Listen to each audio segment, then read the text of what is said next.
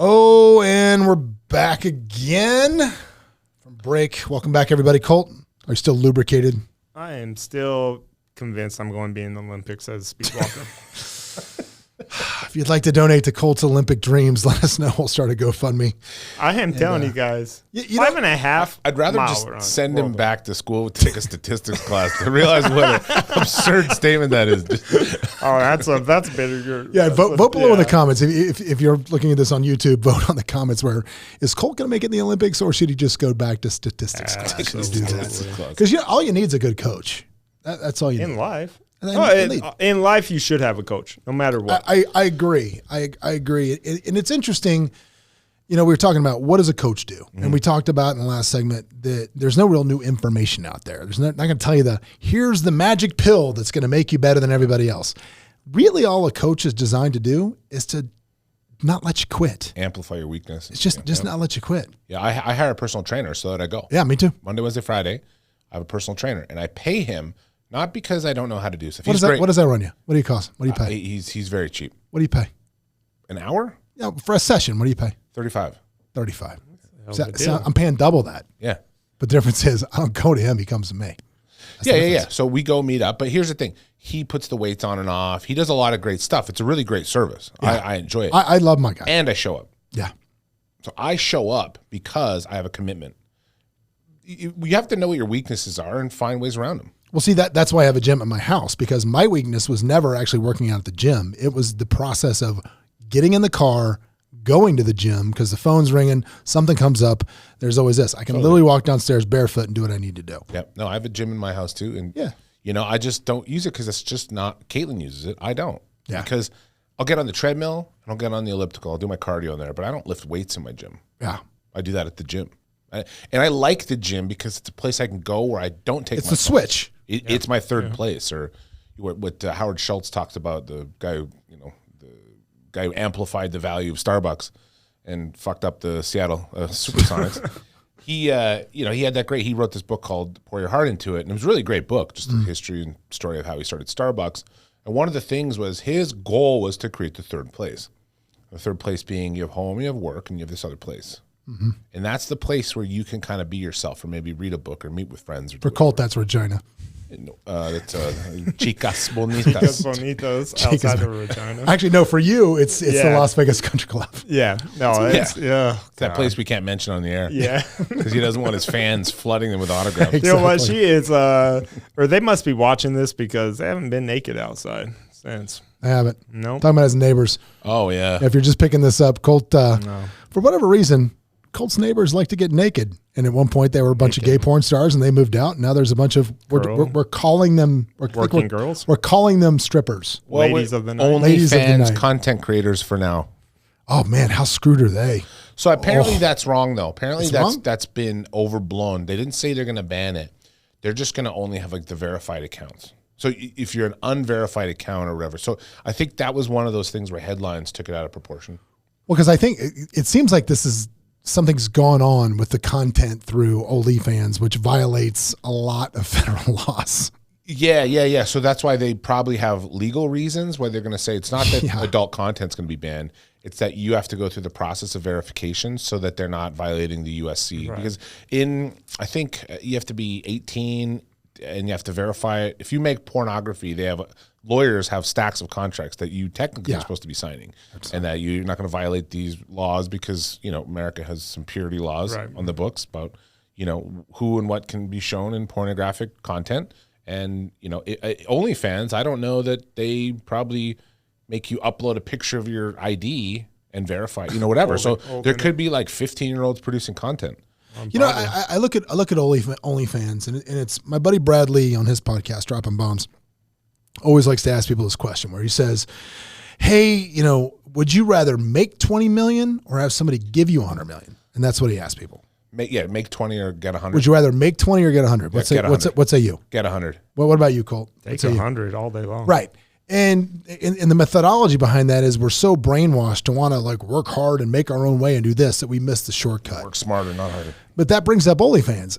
Is there a line to the shortcut? Is there here's the line? I don't I think that is capitalism at its finest. Now, disclaimer, I obviously don't have an OnlyFans account, but it is capitalism at its finest, because here's the thing. If somebody has content you want to buy and you have money in your pocket, have that transaction. I don't know why people look down on it, right? It carried with it all this stigma forever. Now I don't see that as much. I think people are kind of going. All right, so daughter comes home, Dad, guess what I did a college semester? Now I got an OnlyFans account. Yeah, but mine wouldn't. Famous last words. But mine wouldn't, sir, the poll is full of daughters with fathers to say the same thing. I think the poll is full of daughters that maybe didn't have the coaching we were talking about previously. That's probably true. Somebody that let them know that their value, should be in studying neuroscience, not getting pulled for his pesos. I don't know OnlyFans is weird, because I just don't comprehend the fetish of people. I guess you don't have, right? That's the one thing I don't get. So you hear these people making hundreds of thousands of dollars for sharing pictures of their feet. Like, how can you hate against somebody that's hustling that way? I met a girl that made her money like that, and she didn't even go that far. She made videos ignoring guys. She would put a video out. God, I need to get on her Colt, you'd be rich when you were single. If we just put a camera on your head, so when you talk about mommy and daddy issues, these are obviously a lot of men with mommy issues or something. Because she would make videos, and guys would say, I want you to ignore me while eating cereal. So she pour a bowl of cereal, pour milk in it. She'd look at the camera like this, like, you piece of shit, and then she'd just look away and be like, ugh, like you disgust me. Eat her cereal, and they'd send her like $20. And she would just do that. What? She was making like $5-10 grand a month. God, the world making is such ignore a weird videos, place, dude. It's such a weird place. And videos of her calling dudes like negative names, like, you piece of shit, you're a worthless loser, and you'll always be. You could never get a girl like me, blah blah blah. And I'm asking, I'm like, do you feel bad about it? She's like, no, they love it. It's what they want in their lives. And these are wealthy people. It's capitalism. Capitalism at its finest, I guess. We're finding our niches for people. And I just was can't hate on it. Just slow clap. I mean, good for you. Oh my God. I think I saw that a lot with like the older generation and business owners that spent a whole generation or two building something that's worth $20 million, right? And then you see these internet kids make $20 million, and maybe they did a year of coding, another year of fundraising. They made $20 million in 2.5 years, right? And you'd see business owners look down on them, right? And it was funny because you'd see doctors looking down on business people, and business people. People have such a weird idea of, well, you didn't make your money the right way. Yeah. What's the right way? Yeah, what's the right way? I mean, well, here's my question. Is it cyclical in the way that, like, because I often think like what my dad, if he was still alive, would think about this stuff. Like, he was always a big investor. No, not the kind of chats we used to have. No, just about the modern economy with NFTs and Bitcoin and OnlyFans. Yeah, about all of it. If you think like when my dad was like my age, was there something happening in our world that they were like, what the hell are the kids doing, and how's Vietnam? This going? Well, that's maybe true, but you're like, I mean, it baffles me to think. What would be it back then? It was pot. It was the dress. No, but I'm talking about the modern economy. Was something happening in the economy? Call it 1985. I mean, obviously Reaganomics were going and booming. That's true. The yuppies and the stock market was booming, and everything was going. Yeah, the 80s became very conservative. It's probably the corporations. Like the Walmarts, seeing that is probably what really to them, like, how are you going to sell that for 99 cents when this guy needs to sell it for $3? That was supply chain battles. It didn't have the internet. So they weren't at this hyper pace of growth and possibilities. Well, I think the amount of information we get is just so much different. Way too much. Like Walter Cronkite wouldn't have a gig right now. There's no way. Nobody's watching them. No. And that is interesting, right? When you think about what they were competing with. Because all of human history up until the kind of mid-90s, all of human history, right, was doing without a lot of that speed and pace of online technology. You had to have a building, some guy had to put it in the building, some woman had to, make it or sell it or whatever. It was all changed. And people always say, oh, our generation went through that too. They went through that too. But there are black swans, okay? There are black swans in the world we live in. Everybody thought swans were white until they saw their first black swan. I think it was in New Zealand. And that's like... Can you imagine the dude that saw the first parrot talk? I mean, you're sitting there and the parrot talks to you. Can you imagine that, cat? Space is fake. Yeah, exactly. Balls all drugs a liar. That's what you're gonna get. Yeah, but they really did have such a disruption, right? So these kids can come out, these savvy, they're on the internet, they have it in their pocket. You know, you don't have to be Alex P. Keaton and have a briefcase and go to an office and try to, yell at a stockbroker to pick you up shares of something on the mercantile exchange. Can you imagine being a professional back before the internet? Fuck yeah, that would be so cool. Dude, listen, like if you didn't catch me or, Dottie, my right-hand person in the office, if you didn't catch me before 5 o'clock on a Friday, you were done. You weren't going to get to talk to me. Ever. I was out. Yeah, I was done. Yeah, if you didn't catch me right then when I was in the office. You got to bring Gecko as Davidoffs and hopefully get a meeting. Exactly. That's what you're looking for. Awesome. And that wasn't that long ago, which is crazy because I just turned 38, right? And I remember when I first got into real estate, so I'm still young, I'd like to think. But when I first got into real estate, fax machine, people taking offers over to get them signed. You'd sit there, well, my guy's in Hawaii, so I got to put it in the mail. It'll come back in a week. Something that we can knock out in, honestly, 30 minutes would take sometimes 14, 15 days to get done. It's crazy. There's no question. There's no question. So these kids that understand it, the first movers, they're going to keep continuing to kill it. And in the dinosaurs that don't adapt. It's funny that you talk about dino NFTs. Yeah. Because there almost is something very chibi dinos. Yeah. Chippy dinos. Chibi dinos. But chippy dinos is sort of a paradox, right? Because you're talking about a dinosaur that's the future. When you think about the concept of something that died off and it was extinct because it didn't adapt. It met a fate and couldn't adapt, right? And that's going to be, you're a dinosaur if you don't buy these dinosaurs. Well, it's kind of this weird.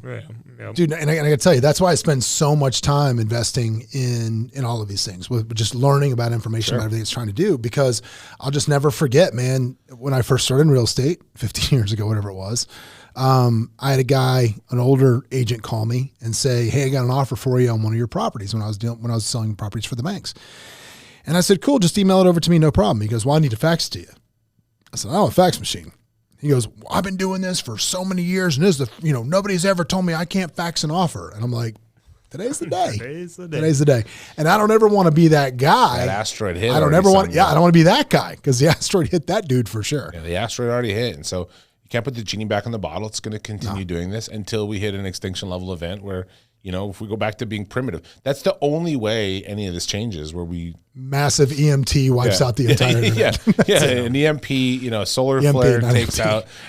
A crazy ambulance employee pulls up and takes out the whole. That EMT at it again. That's what's going to happen. Yeah. Crazy ambulance employee. I know that guy you too. You have to get with it. And these people that fight change, right?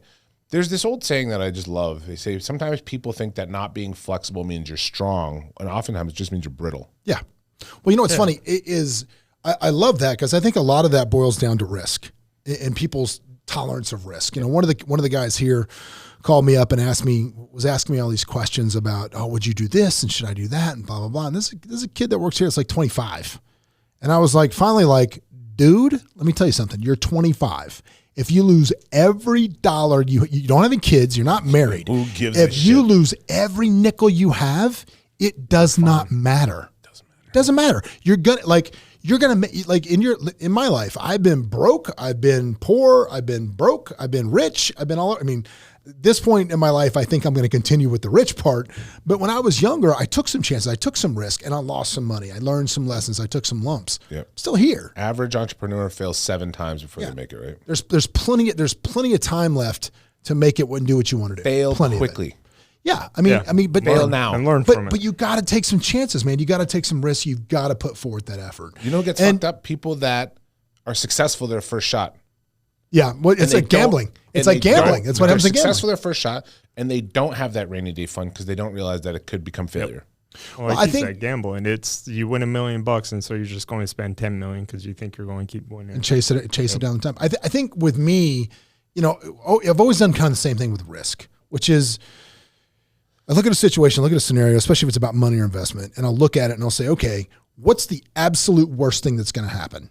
If this goes south, what is the bottom line worst thing that's going to happen? And as you know, even in the last several years, I've had some things go south. You know, Sure. and my worst case scenario on paper was actually a 7-figure worst case scenario, which did come true. I had law of attraction, whatever you want to say that happened with that. I don't know. But I look at that and I say, if this goes this south, is this going to end me? Is it going to end me as a human? If the answer to that is no, I'm willing to take the risk. Yeah, never. It never will. No. And I think as you get a little older with kids, you got to be a little more security, but as long as you got your 12 moles in there, your months of life backed up and you're fine. I mean, you can't afford to push when you get some responsibilities, Right. you can't put all your chips on. Responsibilities, but here's the funny thing, John.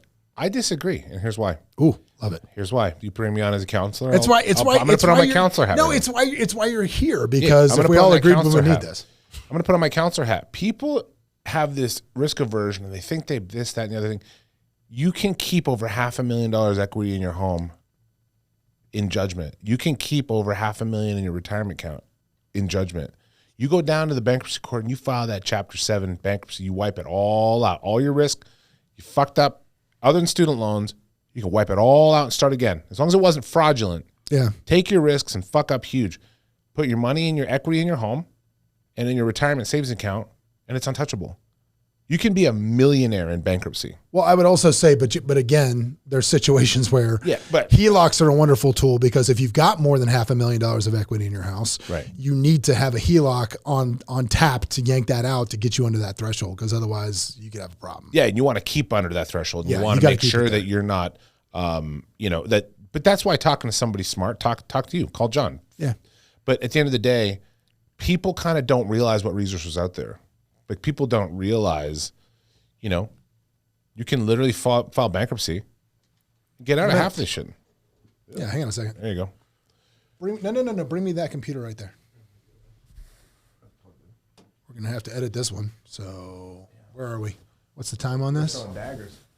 When did that literally just shut here? I mean, did that just shut off?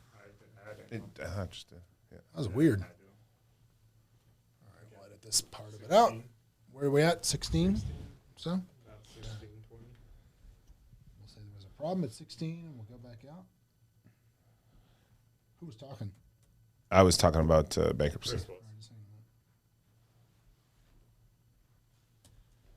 Blows my mind, right? When people talk about, oh my God, what's going to happen? I'm being sued. I'm like, what's the worst thing that's going to happen? Yeah, it's not going to kill you. I don't know why that happened. That was really fucking strange.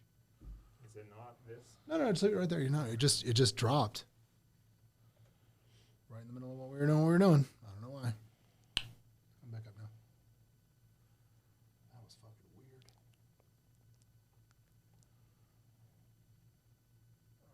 Let's see here. There you go. And throw that back over there. And picking back up from 16, 17, and at 18 minutes. Pick this back up. That's it. And go ahead, Chris. Oh, yeah, I know what I was saying before Colt started kicking wires out of... Shit. Thought I made an inappropriate comment we had to cut out. Just kidding. Yeah, I don't feel the same way you do about Israel, Colt. Just kidding. I was from Rick and Morty. Just kidding. Rick and Morty joke. No, I was saying, so some people, they don't take risks because of that fear. And John, you're right. Like, there's a lot of reasons you can have that. But like I said, if you understand what resources are out there, you understand what your rights are under the law, there's a lot of exemptions. Look up NRS 21090. Go on your computer, NRS 21090, period 090. And what that is a list of all the exemptions. That's a bingo and roll number. Bingo. 5. Bingo. I like that. So that's a list of all the exemptions you're entitled to as an individual who's been in the state of Nevada for 2 years. So all these exemptions, you get a judgment against you, right? They can garnish a certain amount of your wages, but they can't take, you are able to have a lot of stuff through bankruptcy. So if you're out there and something happens and you're 25, there's literally nothing you can happen. Well, let's talk. That's an interesting thing. Like, a lot of people don't understand what it's like to hire an attorney or what it's like to deal with that. And we talk a lot about in real estate, being right has very little value. Sure. There's very little value. There's a lot of poor people so who are right. Yeah. If somebody does you wrong on a contract, like, let's go through the steps. I think this is good information people should have. If somebody does you wrong on a contract, there's a couple of things I think you should do. First of all, is number one, Always try to work it out. Always try to work it out. And the reason I say to work it out is so many people are so quick to say, oh, I'm going to sue you. I'm going to sue you. I'm going to do this without having any idea what that really means. So let's just say I'm average Joe person and I go to hire an attorney. And I like to find you to be right in the middle. You're definitely not the cheapest guy. You're definitely not the most expensive guy. And I think in business, that's where you want to be. You want to be, yeah. I think that's where you want to be in general in any business. That's where we are as a real estate brokerage, where we are as mortgage, across the board. Yeah. You just want to be right in the middle, make most people happy. So if somebody was to come to you and pull a retainer, what's that going to cost them on just to call it a contract dispute over a contract? So that is where I can add a lot of value. There's a lot of attorneys I know that won't take a look at a case without a $10,000 retainer. So it depends on the case. If it's something I think I can whip out and it'll be quick. Okay. Could be a couple grand. Speaking of whipping it out and being quick. Colt Amidan, everybody. Hey, Colt Amidan. From Regina. So good. But a lot of times these litigation cases, they start off at 5, 5 down, because it takes a lot of time to get up to speed and do all this stuff. Yeah. So always think to yourself, you screwed me out of $4,999. Okay. So don't even call an attorney. Yeah. Try to work it out. That's the thing is people don't realize that majority of the time problems people are having, you're going to recover if you can recover less than what it's going to cost the attorney. And the thing is, even if you're right, you got them dead to rights and you can win. You can absolutely win. Sometimes it doesn't make sense because it's not about winning the lawsuit. That's only part of it. Right. It's about collecting a lawsuit. Here's where that one thing in your industry very specifically changes, that in your residential purchase agreements, attorney fee provision in there. Yeah. So you can come to me. It's not going to cost you what you think it will if we're successful, right? Right. Because if you have somebody that signed a residential purchase and they back out and you sue for specific performance and they're holding and they've done something wrong and you got them dead to rights, well, then you have to pay me up front, but then we can go after the fees and get those back to you. Right. Yeah. So it depends on what the contract is, but talk to a lawyer. Like, I mean, I talk to a doctor. I wouldn't try to go on WebMD. And I mean, in more money, more problems. I mean, my legal bills for last year just getting dragged in because the more deals you do, the bigger the problems are. Not with Chris. No, not with Chris. Several different attorneys. But I mean, we were over. I mean, I think I was over $300,000 in legal fees last year. Wow, that's crazy. And some of the stuff was just nonsense. And all the nice bottles of scotch go straight to Colt. No. And like my partner calls me and says, we have this one lawsuit that was dragging out for something that we had nothing to do with. And it was looking like it was going to go to trial. And my partner calls me up and says, hey, I think we just offer these people $50,000. And like everything in me was like, but we didn't do anything. We're right. We're going to win. This is crazy. He's like, dude, it's going to cost us $100,000 to go to trial. Like, it's cheaper to just give them the 50, which I think which is the problem. Oddly enough, the day we made the offer, the judge came back and dismissed the case on summary judgment for us. Ooh, so literally we made the offer at 9 a.m. and then at like 1 p.m, the judge came back and ruled. And our attorney was like, thank you very much. Going to pull that one right back off the table. JK. Yeah. See you later. Just kidding. But yeah, people don't understand. Now, this is a philosophy I have. You tell me if it's right or wrong. So if I'm doing anything like a personal loan to somebody or I'm doing an investment, like I try to get the contract that I do with them, especially if it's like a personal guarantee, like something small, I try to get them under the small claims court value on each contract. Yeah. Yeah. You want to keep it $5-10 grand. If it's just a loan like that, keep it in small claims. Yeah, but where you are. So, but like if you loan somebody $20,000, if you loan them, I know somebody's like, it's crazy. No. But you can do it. I would rather loan them $5,000 4 times than $20,000 once. I think that's right. So now that's a great idea. Yeah. So now what I've got is I've got contracts that I can go get a judgment on multiple times in small claims court, and now I just got to worry about trying to collect them. Problem is, though, I guess that would give you an option to go to either, because you could have related claims. So in civil procedure, if it's all against the same parties, you could get it into district court as well. But let's say only one had defaulted, or they paid you 15 and not the last 5, then you can keep it small claims. I think that would probably be. Yeah, but that's what I would want to do, though. I want to have that right to go to small claims, because I don't want. Yeah, because small claims court's pretty easy. Yeah. Actually, it's pretty really simple to deal with. I tell people that all the time. They're like, "Can you represent me in it?" I'm like, "You don't need me. Go and just tell the judge what happened." And the judge has common sense, and just makes it happen. And if you especially in contracts, I lent him $10,000. He paid me back $4,000. He owes me $6,000, and now he's defaulted. Well, here's your judgment for 6 plus some cost. You know, like you got proof. simple. There you go. It's not difficult, but people are afraid of law. Yeah. They're afraid of their rights, and it's almost like, well, I like sending people to small claims sometimes because I feel like it empowers them. Yeah. Well, I think again, you know, the lesson, if there is one, is just before you go to court, man, or before you start threatening to sue people or whatever it is you do, you need to look at, I mean, literally lay this out on a piece of paper. Stop, take out a piece of paper and say to yourself, say, how much can I get? Like if I win, what's the number? What is the number? And then after you talk to an attorney or whatever else, what do I think it's going to cost me to get to that number? Right. If for whatever reason the ball doesn't bounce my way, I'm going to lose that amount of money. I tell people that I talk myself out of money in cases all the time because I don't want people kind of going, hey, you won me 30 grand in judgment. It costs 40 to go to trial. Yeah. Right. You go, well, it makes no sense. I don't have to tell you, but that's what it is. Yeah. So here's another thing, though. There are some mechanisms in the law where if something does happen to you, you can put attorney's fees on the table. It's called an offer of judgment in the rule. Oh, yeah. 68. Love it. So, yeah, it's great. Always. You get it out there. I'm a super fan. You get it out there because then at least you can then try to get some recovery back on your fees. But to John's point, let's say Colt comes, does me dirty, drives a car through my house and whatever, and he doesn't have car insurance. Well, what's the point in getting a judgment against him? They say, I want to sue this guy individually. Yeah. You'll never collect. You go, there's no insurance behind it. You get it ordered, it's worthless, right? Rip it up.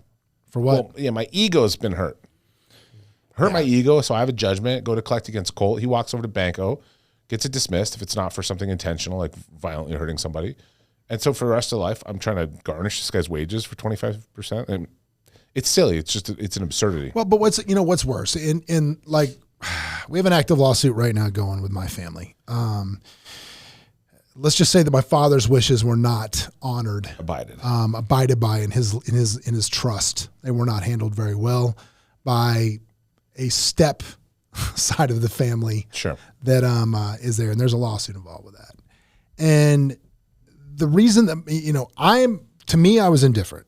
It's my father's estate was sizable, but luckily for me where I am in my life, it's really just going to move from me. It's go right through a pass through to me to my kids. It had nothing to do with me. And it's not enough money for me to be upset about. But my sisters, or one of them, was very distraught about the situation and really wanted to press it. So, we're in this lawsuit really for her closure, mental well-being, what it is. But I got to tell you, dude, every time something comes up with this, I have to relive like what happened. And it makes me so incredibly angry. Like I just get hearing about it again and having to relive what it was and having to go through, read the depositions, go to the depositions. It makes me so incredibly angry that, I wish we wouldn't have done it. I mean, again, I'm doing it for my sister, but oh man, you got to remember, if this was something that caused you some internal grief, you're going to relive it the entire time you go through a lawsuit. Yeah, it's a difficult process. That's why you can't get rape victims to go after people because they don't want to keep reliving it. But the ego costs a lot of people a lot of money. The ego is most destructive thing. There was a doctor that said there's no such thing as a enemy. You create all enemies. Right? Like you truly do not have an enemy. Your ego has one. Well, that's classic stoicism is, nothing has meaning until you give it meaning. Yep. So I have a doctor right now. I have a case is a doctor in town who my client wrote a negative Yelp review about his services from a surgery 10 years ago, wrote a negative Yelp review. Mm-hmm. He then doxed her, released her naked photos, released naked photos that she sent of him of a progress. So a photo she had a copyright in. Released her social security number, the last four, which are the important ones, her date of birth, her email address, and private correspondence between her and her doctor. Released this information. You know who would do this? You know who would totally do this? Yes, I do know. Chili's. This is something that Chili's would do. I'm telling you, Chili's would do this. This is a Chili's thing. I'm not going to slander Chili's. I'm just kidding. Just kidding, Chili's. So this doctor in town then sued her for defamation on top of doing all that. Oh, boy. Sued her, so that's all ego. So we came in and filed what's called an anti-slap motion when people try to sue people to bully them. Yeah. And we won. And we won all our attorney's fees. And we negotiated a certain amount of payment. And then once that was done, now he's appealing it. He's appealing it, and it's one of those things where the judge's decision was absolutely spot on. It was dead to rights. She had a public opinion, and she voiced her public opinion in a public forum. Oh, boy. And he sued her for defamation, and he lost, and I won, and I'm entitled to my attorney's fees for it. Yeah. And now they're appealing him. Because it's just all ego. And all of the appellate hourlies, I can now tack onto it. So his ego, I assume, is what's causing him to keep trying to fight this dead fight. It's you did something wrong. No, well, we had the procuring cause case here a couple of years ago. I remember this. And procuring cause is a realtor thing where, like, if it depends on who's supposed to be due the commission if you show a house. Right. And there's a very specific, basically checklist that they go through with the realtor board to see if you have a case with this.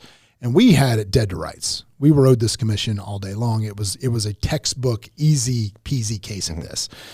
The agent that kind of did what they shouldn't have done decided to take us to, we had to take them to the board, their broker, to get the commission. We go to the board, which you have to do through mediation. We win, right? We win that. Then he drags it to a lawsuit. So we go to court, we win that. Then they drag it again. It went to the Supreme Court of Nevada. It went to the Supreme Court, and we won. They must have spent, this was a decent commission. It was probably 60 or 70 grand, but he must have spent $150,000 trying to get it. And it was ego. I'd rather just have the 90 grand. If a 60 commission would cost me 150 to get. It made no sense. I'll never understand. But yeah, people do that all the time, and ego will kill you.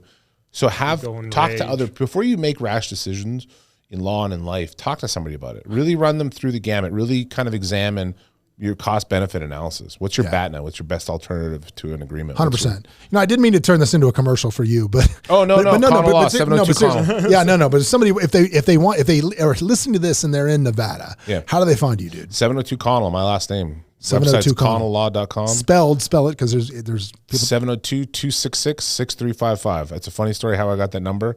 Took a lot of effort, but I got 702 Connell, my name. And, give me a call if you want to just chat about real estate, whatever. Obviously, always happy to do so. That's it. Yeah, that's it. And Colt, how do they find you? Besides Chica Bonita's on day shift. Chica Bonita's on the Tuesday day shift, yeah. You can reach me through Instagram. What's the gram? Colt under... What is it? Colt Amidan? I think it's just Colt Amidan. Just for Colt Amidan. A-M-I-D-A-N. Yeah. Anything Google Colt Amidan. You can't miss me. But yeah. I'm like, what is my All right, guys. We'll wrap up another episode. If you like it, make sure you subscribe to come back another time. If you really like it, tell a friend. If you hate it, tell two. Because remember, it doesn't matter how they're talking. It's when they stop talking, you got a problem. See you next week. That's interesting. Now I'm like, what is Colt? Colt. Coulter.